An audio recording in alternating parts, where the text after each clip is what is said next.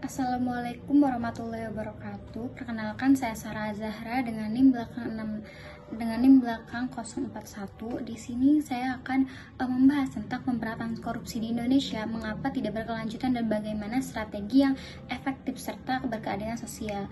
Korupsi di Indonesia ini bukan masalah kriminal, tetapi juga sudah menjadi penyakit kronis yang menular ke hampir semua lapisan di pemerintahan. Banyak lembaga sudah dibentuk mulai dari KPK, PPATK sampai peraturan tentang transparansi anggaran.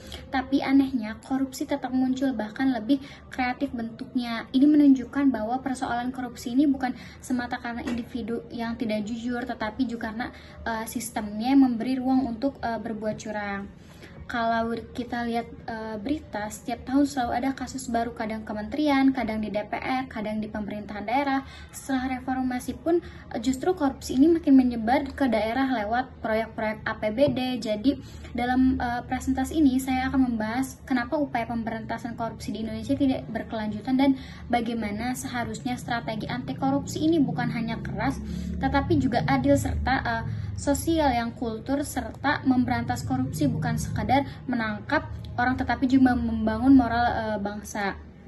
Selanjutnya di slide yang kedua, di latar belakang, korupsi ini menjadi akar dari hampir semua masalah struktur di Indonesia, dari ketimpangan ekonomi, efisiensi birokrasi, sampai turunnya kepercayaan publik. Menurut Transparansi Internasional 2024, skor CPI Indonesia cuma 37 dari 100, peringkat 99 di dunia.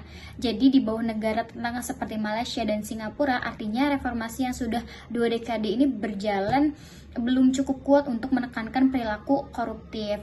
Masalahnya bukan hanya pada hukum tetapi juga pada sistem politik dan budaya birokrasi yang masih permisif terhadap penyimpangan. Contohnya pembiayaan politik yang mahal membuat calon pejabat berhutang kepada sponsor dan akhirnya ini mereka harus balik modal saat menjabat. Akibatnya kebijakan publik ini sering dikendalikan oleh kepentingan ekonomi bukan kepentingan rakyat. Di rumusan masalah ada 2. Yang pertama ada mengapa pemberantasan korupsi di Indonesia ini tidak berkelanjutan, dan yang kedua bagaimana strategi anti korupsi yang efektif ini berkeadilan sosial dan dapat diterapkan dalam konteks pemerintahan di Indonesia ini. Nah, penjelasan dari 2 rumusan masalah ini saya ingin menekankan bahwa kegagalan pemberantasan korupsi ini bukan semata karena pelaku licik, tetapi karena sistem hukum dan politik kita ini belum memiliki ketahanan institusional. Maka strategi yang diperlukan ini harus 3 hal. Yang pertama ada sistem nilai dan perilaku. Kita ini nggak cukup punya peraturan, tetapi juga harus punya kesadaran yang kolektif untuk menolak praktik korupsi di semua level. Selanjutnya di slide yang ketiga, dalam kajian akademik korupsi ini dijelaskan lewat beberapa teori. Yang pertama ada saya membawa teori principal agent, yaitu korupsi muncul karena rakyat ini sebagai prinsipal mempercayakan kekuasaannya kepada pejabat, yaitu agent, tetapi si pejabat ini lebih mementingkan kepentingan pribadi daripada kepentingan publik. Tanpa pengawasan yang efektif, penyimpangan kekuasaan ini menjadi hal yang biasa. Yang kedua ada teori collective action dari Rothstein dan Theorel 2013, yaitu yang menjelaskan kenapa korupsi ini sulit diberantas. Karena sudah dianggap normal kalau semua orang melakukannya, maka individu yang jujur ini justru dianggap bodoh. Ia menjelaskan bahwa kenapa di banyak instansi suap dianggap kebiasaan bukan pelanggaran moral. Yang ketiga ada teori state capture, yaitu dari Johnston 2005. Korupsi ini bukan cuma tindakan individu tetapi proses di mana elit ekonomi ini mengendalikan kebijakan publik. Inilah yang menjadi saat korporasi besar membiayai partai politik lalu menuntut balas budi lewat proyek, izin atau regulasi yang menguntungkan mereka. Dari ketiga teori ini kita bisa melihat bahwa korupsi di Indonesia ini adalah kombinasi antara masalah struktur, budaya, dan politik. Jadi kalau solusi hanya sebatas penegakan hukum aja tanpa perbaikan sistem dan moral, hasilnya pasti hanya sementara.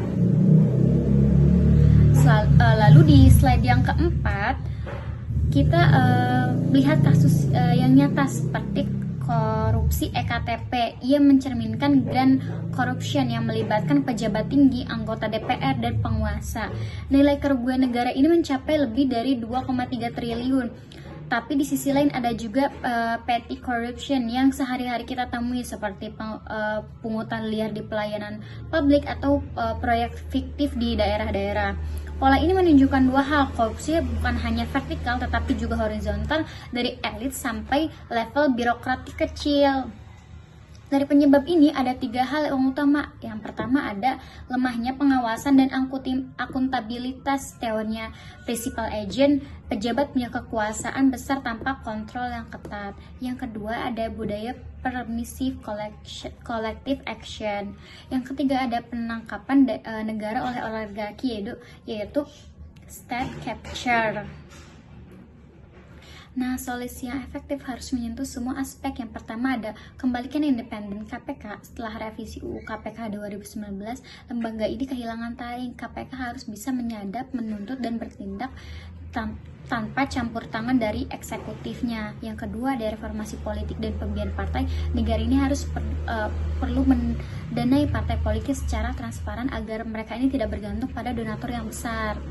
Lalu di slide yang kelima, yaitu sudah masuk ke kesimpulan dari pembahasan tadi, jelas bahwa korupsi di Indonesia ini bersifat multidimensi, politik, ekonomi, hukum, sosial, dan etika. Upaya pemberantasan yang tidak berkelanjutan terjadi ini kita masih terjebak pada pendekatan yang dangkal, menindak pelaku tanpa memperbaiki sistem.